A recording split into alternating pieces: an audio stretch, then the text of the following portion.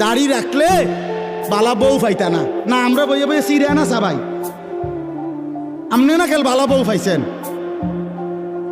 আমরা হুজুররা বসে বসে আপনি কি বনে না খাই উদা? কি বলেন আপনি এগুলো?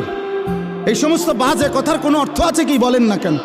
শয়তানের ধোঁকা ছাড়া আর কিচ্ছু না, নফসের ধোঁকা ছাড়া আর কিচ্ছু না। কেন ছেড়ে দিবেন আল্লাহর নবীর সুন্নত? হাসরের ময়দানে কেমনে দাঁড়াইবেন বাপ? নবীজি সাল্লাল্লাহু আলাইহি সাল্লাম জিজ্ঞেস করবে, উম্মত 23টা বছরে আমি তোর কাছে ইসলাম বুঝাবার জন্য পিঠটা ঝাঁঝরা করে ফেলেছি তায়েফের পাথরের আঘাতে। আমি পেটে 2টা পাথর বাঁধছি ক্ষুধার কষ্টে। আমি দান দান শহীদ করেছি উহুদের ময়দানে।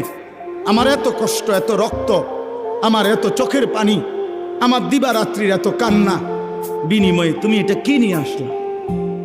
তখন কি বলবেন? কি বলবেন বাবা?